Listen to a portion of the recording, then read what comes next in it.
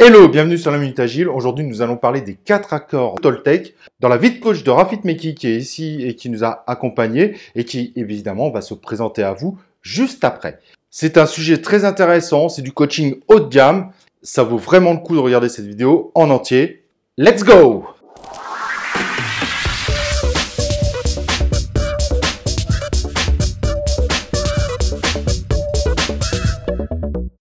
Bonjour Rafik, merci Jude pour l'invitation. Alors effectivement, j'étais super motivé quand tu m'as invité pour cette vidéo-là et je me présente avant toute chose. Je m'appelle Rafik Mekki, je suis coach agile depuis quelques années et j'adore mon métier parce que j'ai le sentiment en fait d'apporter quelque chose à mes clients et aux équipes que j'accompagne et ça m'aide aussi à grandir et du coup je suis super content avec ça. Petit hackage de la vidéo. Si vous voulez nous soutenir, cliquez sur l'icône like si vous aimez cette vidéo. Inscrivez-vous sur notre chaîne YouTube et cliquez sur l'icône de notification. Je compte sur vous ou attendez-vous à recevoir mon appel. Alors la première question qui peut vraiment se poser, c'est pourquoi es-tu venu nous proposer ce sujet? Alors effectivement, je suis venu avec ce sujet-là parce que c'est un sujet d'une part qui m'intéresse beaucoup, le développement personnel.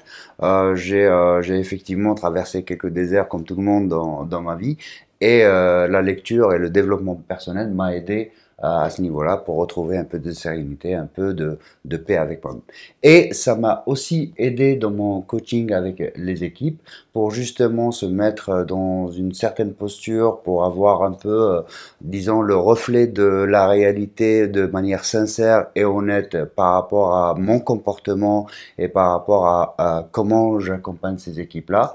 Et du coup, je me suis dit que puisque ça m'aide en tant que change agent, en tant que agent du changement dans les organisations, ça pourrait aider également éventuellement d'autres coachs qui ne seraient pas initiés à ça et toute la communauté des agilistes de manière particulière et ça peut être étendu aux managers, etc. et aux membres des équipes concernées. Et ça ramène en fait une certaine posture, une certaine paix intérieure et du coup j'ai voulu partager ça. Peut-être que ça pourrait aider quelques-uns et peut-être que ça pourrait également vous aider par la suite à aider d'autres personnes. Voilà. Alors peut-être que vous ne le savez pas, mais les 4 accords Toltec est devenu une œuvre culte dans un certain nombre de domaines. Et ma question, et peut-être que certains d'entre vous auront la même question, qu'est-ce que les 4 accords Toltec ? Alors, les 4 accords Toltec nous viennent du Mexique et ça a été effectivement écrit dans un bouquin qui s'appelle les 4 accords Toltec. C'est la voie vers la liberté intérieure avec l'écrivain Miguel Ruiz qui a justement expliqué ces 4 accords Toltec là et qui leur a donné vie et ça a commencé l'aventure dans les années 90 et puis après c'est devenu populaire et effectivement ça s'applique à plusieurs domaines donc effectivement sur le domaine personnel mais également sur le domaine professionnel où c'est utilisé par certaines équipes. J'ai vu des équipes appliquer justement les 4 accords Toltec au début des rétrospectives ou d'autres cérémonies pour justement poser un cadre bienveillant pour pouvoir justement aborder des choses un peu plus délicates. Alors les 4 accords Toltec, ils sont assez simples de prime abord. Le premier, c'est ne pas faire de suppositions. Ne pas faire de suppositions par rapport au comportement d'autrui. Ne pas donner de raisons en fait qui pourraient faire en sorte que votre réalité, qui est peut-être une vue de ce qui se passe et de la réalité, mais ce n'est pas toute la réalité, au mieux, qu'elle ne devienne pas la réalité absolue et du coup, par la suite, agir en conséquence et qui pourrait être assez désastreux. Le deuxième accord Toltec, c'est effectivement que ma parole soit impeccable, que je puisse justement parler d'une certaine manière, et cette manière-là, moi je dirais en un mot, une manière bienveillante. Voilà, ne pas heurter la sensibilité des uns et des autres. Quand il s'agit de dire vrai et avec une certaine autorisation, on peut le faire, mais il s'agit de respecter les autres et respecter justement ce qui pourrait venir provoquer certaines émotions chez eux et donc respecter ce sentiment-là. Le troisième accord Toltec, il s'agit peut-être que pour moi de l'accord le plus difficile, c'est de ne pas prendre les choses personnellement. Parce que prendre les choses personnellement, ben, ça ne fait en fait que nous rendre un peu plus malheureux. Parce que justement, ça va créer quelque chose de négatif chez nous au niveau intérieur. Et la réalité, elle est complètement différente et n'a rien à voir avec nous, en fait. Il s'agit de ne pas ramener les choses à soi et de respecter justement les comportements des uns et des autres et ne pas toujours les associer à soi. Et ça nous aide effectivement vers notre chemin, dans notre chemin, en fait, pour plus de bonheur, plus de tranquillité, pour de meilleures relations. Et maintenant, le quatrième accord Toltec. Le quatrième accord Toltec, c'est toujours faire de son mieux. Alors, effectivement, ça peut paraître évident, mais qu'est-ce que ça veut dire faire de son mieux? Ça veut dire que le mieux d'aujourd'hui n'est peut-être pas le mieux de demain, n'est peut-être pas le mieux de hier, ça dépend. Et le fait de ne pas faire plus que son mieux, ben ça va nous cramer, hein, tout simplement, hein, parce on va justement se donner de manière exagérée et de manière un peu plus poussée, et qui va nous vider de notre énergie, et ne pas faire de son mieux, ça, ou faire un peu moins de son mieux, ben effectivement, il y aura une autre insatisfaction et une autre frustration qui va se créer. Alors, je ne prétends pas justement être un expert dans le développement personnel et encore moins dans les 4 accords Toltec. En revanche, c'est quelque chose qui peut être étayé par des exemples à chaque moment de coaching et j'essaye de m'en souvenir justement dans mes accompagnements. Alors, quand j'entends ces accords Toltec, il y en a un le troisième me donne une petite piste. On parlerait pas justement d'une posture basse? Alors, je dirais, pour répondre à la question, le troisième, si on parle de celui qui nous indique de ne pas prendre les choses personnellement. Alors, effectivement, la posture basse, il y en a deux qui me font penser à la posture basse. Il y a ne pas faire de suppositions, le questionnement, typiquement, hein, c'est de ne pas prétendre savoir la réponse ou parler à la place de l'autre. Donc ça, pour moi, il contribue dans cette posture basse d'une part, et d'autre part, ne pas prendre les choses personnellement. Ça me fait penser à l'ego du coach. Pourquoi j'en parle?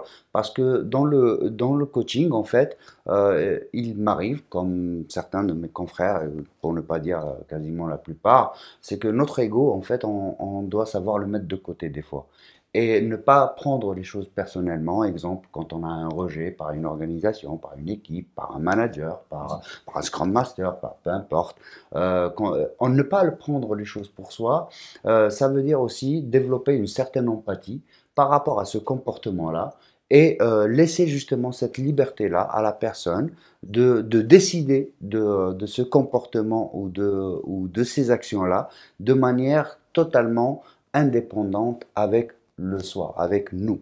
Donc voilà comment moi je vois le troisième accord Toltec et le premier avec ne pas faire de suppositions en liaison avec la posture basse. Alors bien entendu, il peut y avoir d'autres interprétations, ou même on pourrait trouver même un lien avec le fait que ma parole soit impeccable, avec la posture basse, avec se rappeler le fait de poser les bonnes questions au bon moment, poser une question forte, or que psychologiquement ou l'émotion du coaché où le cadre, s'il s'agit d'une équipe, n'est pas un cadre favorable à une question forte, ben, il va falloir faire de son mieux. Et comme tout est lié, je viens d'en parler, c'est un lapsus révélateur, faire de son mieux dans la parole impeccable. Donc, tout ça, c'est lié. Les 4 accords sont quand même intimement liés. Alors, avec tous ces accords Toltec, qui sont pas si difficiles à comprendre, tu les as plutôt bien expliqués, mais est-ce que tu peux nous donner un exemple? Alors oui, il y a un exemple qui me revient, Alors par souci de confidentialité et par respect justement, je pourrais pas donner le nom, mais une équipe que j'accompagnais et en fait, elle faisait beaucoup de suppositions par rapport au comportement de son manager. Oui, il fait ça parce qu'il est comme ci, parce qu'il est comme ça, etc., etc. Et en grattant un peu, en questionnant un peu plus, justement, en essayant de s'efforcer de ne pas faire de suppositions, ben justement, on a découvert ensemble d'autres causes racines qui sont liées essentiellement à la culture d'organisation et après quelques ateliers notamment de CNV, d'explication, etc., de communication, où on a pu justement éclaircir et mettre un peu la lumière sur ce comportement-là qui n'avait au final rien à voir avec la personne en question.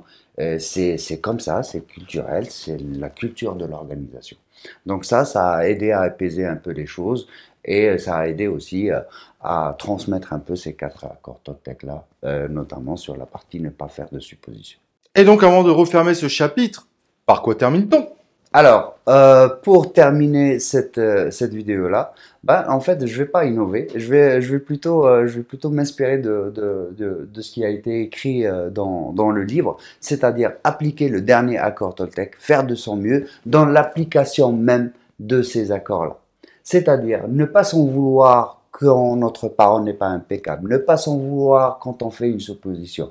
En revanche, si on arrive une fois à prendre un peu de recul, la position méta, et de justement de se voir que là, il y a eu peut-être quelque chose qui n'a pas été respecté. Ou au contraire, là, oui, je n'ai pas fait de supposition et du coup, je me sens bien par rapport à ça. Donc ça renforce justement la confiance et il va falloir justement juste faire de son mieux par rapport à ça. Et tout doucement, petit à petit, ça deviendra peut-être des mécanismes, ça deviendra peut-être quelque chose qui soit naturel en vous pour justement de meilleures relations, vis-à-vis de soi-même et vis-à-vis des autres et être plus heureux. En fait, il s'agit de ça au final.